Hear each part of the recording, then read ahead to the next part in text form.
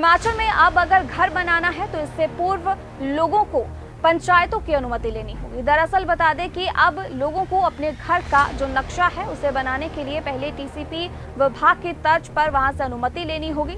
इसके पीछे की वजह भी आपको बता देते हैं। दरअसल बता दें कि पिछले 3 सालों से आपदा से जो नुकसान हो रहा है, लोगों के घर टूट रही हैं और इसी की वजह से अब ये जो फैसला है वो सरकार की ओर से लिया गया है कि अब हिमाचल प्रदेश में किसी ग्रामीण व्यक्ति को, किसी भी इंसान को अगर अपना घर बनाना है तो उससे पहले पंचायतों की अनुमति लेनी होगी। दरअसल बता दें कि नगर एवं ग्राम नियोजन मंत्री राजेश धर्माणी ने ये कहा कि हिमाचल में घर बनाने के लिए पंचायतों को अधिकार दिए जा रहे हैं, जहां पर एक सिंपल डायग्राम बनकर पंचायत से घर बनाने की अनुमति दी जाएगी। इसका मकसद संयुक्त विकास है। हिमाचल प्रदेश में लगातार आपदाएं आ रही हैं। हर साल आपदाओं का सामना प्रदेश कर रहा है और इन आपदाओं में नुकसान को कम कर सके और लोगों की जो संपत्तियां हैं उसे बचाया जा सके, इसके मद्देनजर पंचायत की सहभागिता अब सुनिश्चित की जा रही है। हालांकि जो बड़े भवन निर्माण है उसकी अनुमति टीसीपी ही देगा।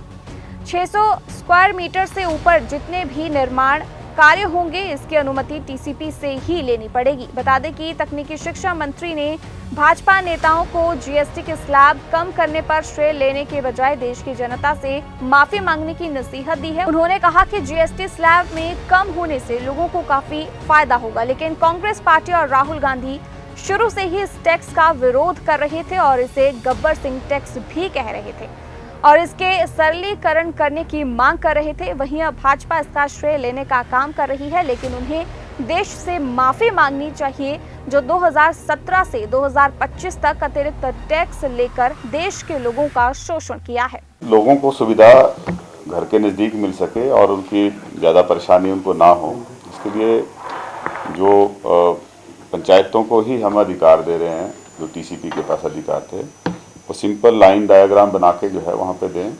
और इसका मकसद यही है कि हम सुनियोजित विकास की तरफ आगे बढ़ें, क्योंकि हिमाचल प्रदेश जो है वो डिजास्टर प्रोन एरिया है। बीच बीच में नेचुरल डिजास्टर्स आते रहते हैं, लगभग हर साल ही हमें आपदाओं का सामना करना पड़ता है, जिसमें जान माल की भारी नुकसान जो है वो होता है। तो उसको हम कम कर सकें या बिल्कुल मतलब जो है पूरी तरह से सुरक्षित जो है हम अपने लोगों की संपत्ति और उनकी जान को बचा सकें, इसकी तरफ हम आगे बढ़ रहे हैं। और इसके लिए जो है पंचायतों की भी सहभागिता जो है वो सुनिश्चित करने की कोशिश हो रही है। तो सर कितने मंत्री उनको टेक्निकल असिस्टेंट कैसे मिलेंगे सर पंचायतों? टेक्निकल असिस्टेंट हैं। अभी ये इनिशियल स्टेज है। जो बड़े स्ट्रक्चर हैं उसको ऑलरेडी पूरे प्रदेश के अंदर जो है नोटिफाई कर दिया है कि वो डायरेक्टली टीसीपी के पास आएंगे। 600 स्क्वायर मीटर से ऊपर की जितनी भी कंस्ट्रक्शन होगी, बिल्टअप एरिया होगा, वो तो टीसीपी ही देखेगा।